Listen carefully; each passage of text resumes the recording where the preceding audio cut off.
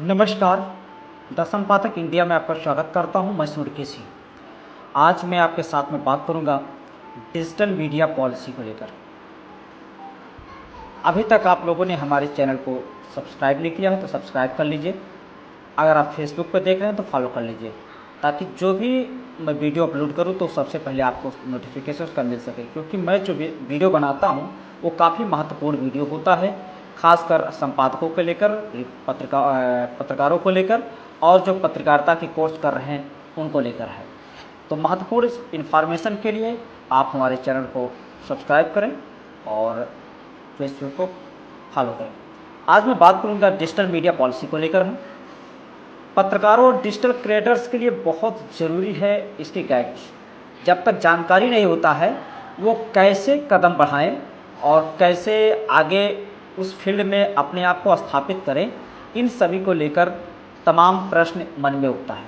भारत सरकार की digital media नीति यानी डिजिटल मीडिया पॉलिसी क्या है, डिजिटल न्यूज़ चैनलों और वेबसाइट पर इसका क्या प्रभाव है, और YouTube channel, website, social media पर पेज जैसे फेसबुक पेज वाले पत्रकारों को क्या करना चाहिए, इन सभी बिंदुओं पर मैं आपके साथ में चर्चा करूंगा।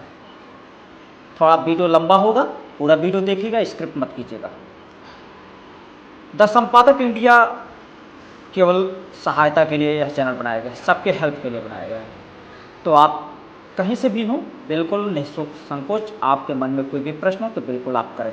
मैं कोशिश करूंगा आपको हर तरीके से सहयोग कर सकूं। यदि आप पत्रकारिता करते हैं या फेसबुक पेज चलाते हैं, यूट्यूब चलाते हैं, वेबसाइट चलाते हैं या फिर अन्य कोई OTT प्लेटफॉर्म चलाते हैं, ऐसे में यह आपके लिए बहुत महत्वपूर्ण साबित होगा।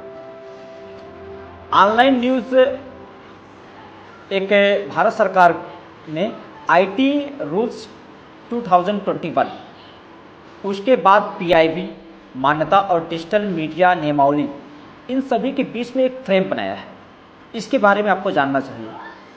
IT रूल्स 2021 क्या है, PIB क्या है और डिजिटल मीडिया नियमावली क्या है, तो इन्हीं सबको लेकर मैं आपके साथ में चर्चा करूंगा। इन सब का एक उद्देश्य है।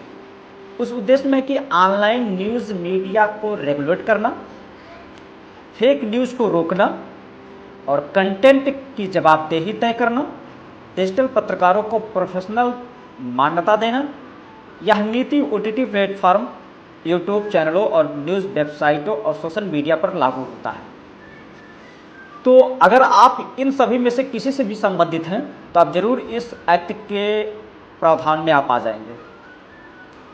पंजीकरण की बात करें तो यदि आप डिजिटल मीडिया चलाते हैं तो सूचना एवं प्रसारण मंत्रालय में सेल्फ डिक्लेरेशन यानी स्व घोषणा पत्र आपको करना पड़ता है, देना पड़ता है। PIB में मान्यता आपको लेना पड़ता है। डिजिटल पत्रकारों को अब PIB से मान्यता भी मिल सकती है, लेकिन इसके लिए कुछ क्राइटेरिया है। वेबसाइट कम से कम 1 साल पुरानी होनी चाहिए, नियमित न्यूज़ होना चाहिए, ट्रैफिक ऑथेंटिकेशन तभी सभी प्रकार के मापदंडों का पालन करना चाहिए, तभी आप PIB से मान्यता ले सकते हैं। 3 स्तर की इसकी शिकायतें कर सकते हैं। शिकायत निवारण प्रणाली है, आंतरिक शिकायत अधिकारी, नियामक संस्था और सरकारी ओवरसाइट कमेटी। ये ऐसे हैं जहां पर शिकायतें का निस्तारण किया जाता है। कंटेंट मॉडरेशन की अगर बात करें तो आपत्तिजनक वीडियो, हिंसक या राष्ट्र विरोधी कंटेंट पर कार्रवाई की जा सकती है। अनुचित सामग्री हटाने के आदेश सरकार के द्वारा दिए जा सकते हैं। डिजिटल मीडिया पत्रकारों के लिए अवसर और सावधानियां में हमें कई चीज़ को ध्यान देना पड़ता है। अगर हम अवसर की बात करें तो सरकार से मान्यता मिलने पर प्रेस कॉन्फ्रेंस, सरकारी विज्ञप्ति और कवरेज करने की सुविधा आपको मिलती है।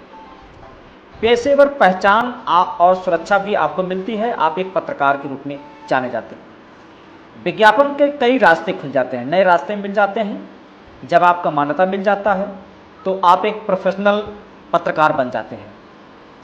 सावधानी में हमें ध्यान देना होता है कि तथ्यात्मक रिपोर्टिंग करने की ज़रूरत है।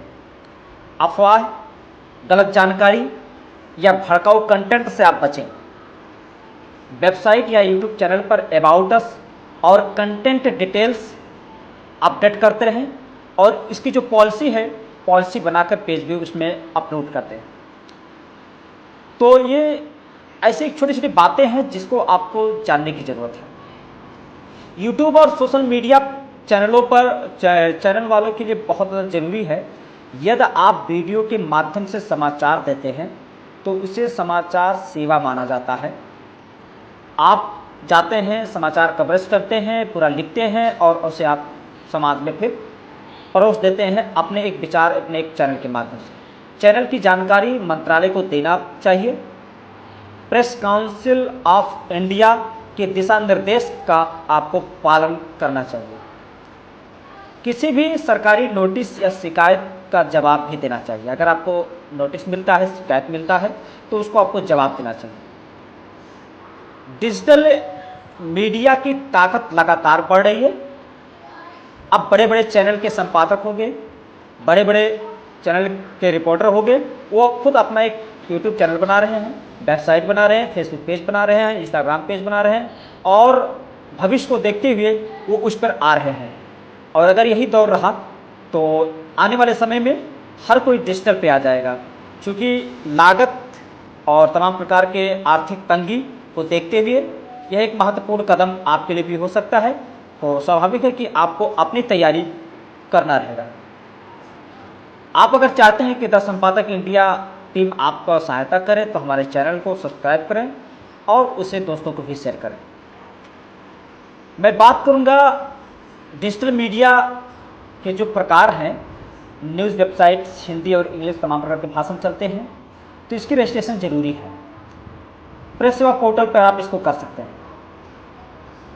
यूट्यूब चैनल भी चलाते हैं, वेबसाइट चलाते हैं, डिबेट करते हैं, ग्राउंड रिपोर्टिंग करते हैं, पॉडकास्ट करते हैं, तो इसकी भी रजिस्ट्रेशन जरूरी है। समाचार भले ही सेवा दे रहे हैं, प्रेस सेवा पोर्टल पर आप इसका रजिस्ट्रेशन कर सकते हैं। OTT प्लेटफॉर्म है, न्यूज़ ऐप है, वेबसाइट है, तो इसका भी रजिस्ट्रेशन जरूरी है। MIB यानी सेल्फ डिक्लेरेशन में आपको सूचना देने की आवश्यकता है, जरूरी है। अगर आप ब्लॉग बनाते हैं या व्यक्तिगत आप अपनी राय देते हैं तो उसकी कोई आवश्यकता नहीं है। नॉन न्यूज़, अगर आप कोई न्यूज़ नहीं देते हैं तो उसकी आवश्यकता नहीं है। जैसे ब्लॉग हो गया, मनोरंजन हो गया, फनी वीडियोज़ हो गया, गेम हो गया, तो ये सब कुछ देने की ज़रूरत नहीं है। अब बात करते हैं कौन कौन से एक्ट हैं, कानून हैं जो लागू होते हैं। तमाम प्रकार के आपके मन में प्रश्न होता है। बहरहाल मैं सोच रहा था दूसरे वीडियो में बनाऊँ, लेकिन समय है तो बना देता हूँ। 3 मिनट का समय है। इंफॉर्मेशन टेक्नोलॉजी की अगर बात करें तो इसमें IT rules 2021 online news media के लिए एक मुख्य फ्रेमवर्क है। इसमें आपको पूरी जानकारी देना पड़ता है, इसकी पूरी जानकारी आपके पास होना चाहिए।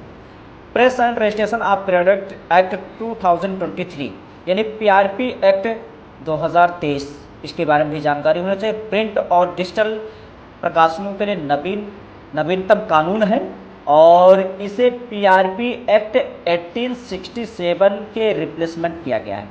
यानी PRP एक्ट 1867 को ख़त्म करके उसके जगह पर PRP एक्ट 2023 यानी 2023 लाया गया है।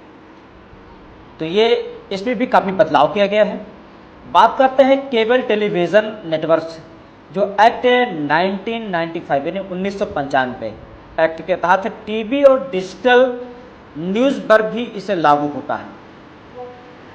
इंडियन पैनल कोड के बारे में बात करें, 1860 यानी 1860 IT एक्ट 2000 आपत्तिजनक या झूठी खबरों पर कानूनी कार्रवाई हो सकता है। इंडियन पैनल कोड 1860 के तहत अब इसे एक्ट 2000 कर दिया गया है। इसमें बहुत सारे कानून हैं और इस पर आपको लागू हो सकता है। बात करें कहाँ रजिस्ट्रेशन करेंगे हैं, तो प्रेस सेवा पोर्टल की वेबसाइट पे जाके आप रजिस्ट्रेशन कर सकते हैं। ये आपके लिए बहुत महत्वपूर्ण होगा। इसका लिंक मैं डिस्क्रिप्शन बॉक्स में दे देता हूँ, आप वहाँ से सीधे जाके आप वहाँ से आवेदन कर सकते हैं। डिजिटल न्यूज़ पोर्टल या यूट्यूब चैनल के लिए सेल्फ डिक्लेरेशन की ज़रूरत है, जिसकी भी जानकारी हम आपको डिस्क्रिप्शन बॉक्स में दे रहा हूँ, उसको आप देख लीजिए।